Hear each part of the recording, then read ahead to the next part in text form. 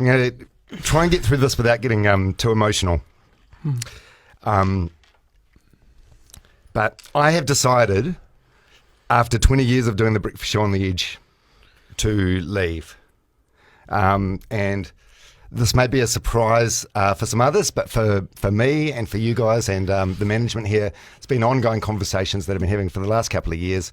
And we were sort of working towards the end of this year, but the timing just feels right now because at the end of the year, Meg's going to be going away on maternity leave, so it gives us half a year to find someone else to work with you guys, Meg and Randall, and establish a new show.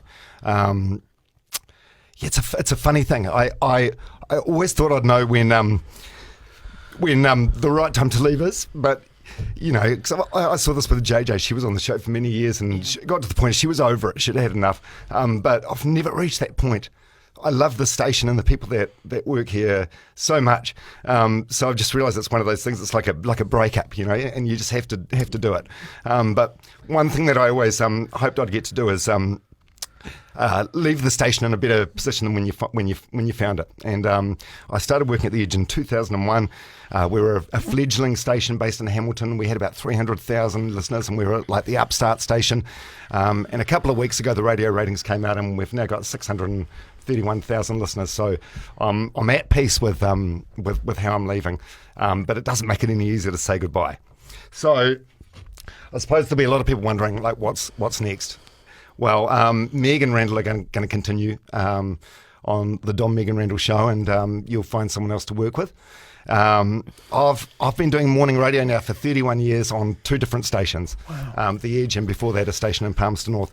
So my plan now is to take the rest of the year off and do some selfish stuff for me. Priority number 1 is spending some time working on my mental health. I've been through some stuff. When you're doing a show like this, it's hard to unpack that sort of stuff because it's such a high energy show, and you've got to be focused on the audience. But there's some things that have just really taken it out of me. You know, I had a marriage breakup. We had a tough family adoption that turned a bit sour.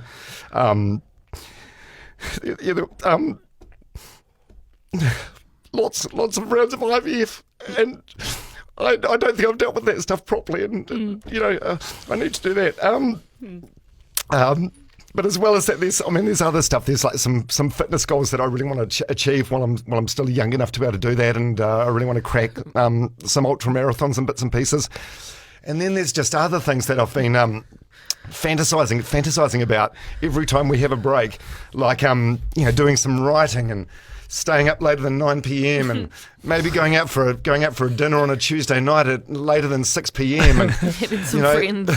Well, spending time with my friends and actually listening to their conversation rather than thinking, how can I use this as a content piece on the radio tomorrow morning? And sleep-ins, I can't tell you how excited I am about having some sleep-ins and just catching up. I think you guys will agree, when you do this job, you're just constantly in a state of tiredness. So that's the immediate future for myself. As for what's next, well, I'd kind of like to think of what I'm doing is like a halftime break in my career. So when you play a game of rugby, you play 40 minutes, you have a 10-minute break, then you play another 40 minutes. I've been doing this for 31 years. I'll have a break, maybe 6 months, maybe longer, just as long as I actually need, and just a time to like come up for air and catch my breath. And then when I start to miss it, I'll decide what I want to do and return to the radio. Half-time break, mate. You're 48. I think you're going to die in the second half. Well, there won't be any extra time. I'm still under contract with Mediaworks, who is the company that owns the Edge, and they've been really cool and supportive with that decision. So hopefully that relationship continues. But I mean, you guys know what I'm like. Ultimately, I do love a dollar, so I'll go where the money is. But I do want to say, from the absolute bottom of my heart, thank you so much to like everyone at the Edge, past and present. In particular, my 5 co-hosts in that entire time. That's JJ Feeney, Jason Reeves, Mike Peru, and you guys, Clint Randall and Meg Mansell.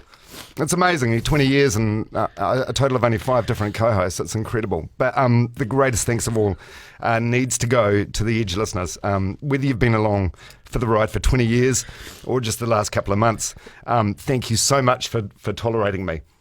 I think Interesting choice of word. Listen, there's so many good memories, and I'm so pleased to being able to bow out with a great team and a great number of listeners listening to us. It's been one hell of a ride. I think it's also, Dom, like you say, 31 years of giving everything to the listeners in terms of like who you are, and there's nothing that's off limits. And like you say, just giving. It's really cool that you're going to have like the rest of the year to just kind of take and just like you say, get your life back and just do everything that you want to do for you, because you have just done everything for everyone else for so long. I've honestly forgotten how to live as like a normal person, and not a person that's constantly looking for things to talk about on the radio the next morning. But it doesn't make it any easier to leave. It really doesn't. It's a great station, this, and I love it so much. When is your last day? Well, Meg, you know what I'm like. I'm notorious for being a party ghost. So I'm making it short but sweet. I'm finishing the week and then I'm gone. Other people do it differently. A friend of mine, PJ, who was doing a breakfast show in Melbourne, her last day was last Friday. She had a bit more of a build-up. But I just want to rip the Band-Aid off and get into it. Friday. But, yeah. I'm going to miss working. This is the thing. I'm going to miss you guys so bloody much, and the audience we've got, even the ones that hate me. I've enjoyed winding them up. You're not really going to miss them. Yeah, no, I absolutely will. There'll be a lot of pros. You'll be able to invite Dom around, Meg, and he won't be sifting through your top drawers looking for your diary and content for the next day. I think that'll be nice. Yeah. It's hard to put into words how I think me and Randall are feeling. I mean, for my... I can't. It's too hard. Sorry. You guys are going to be great. You guys are going to be great. You'll be fantastic.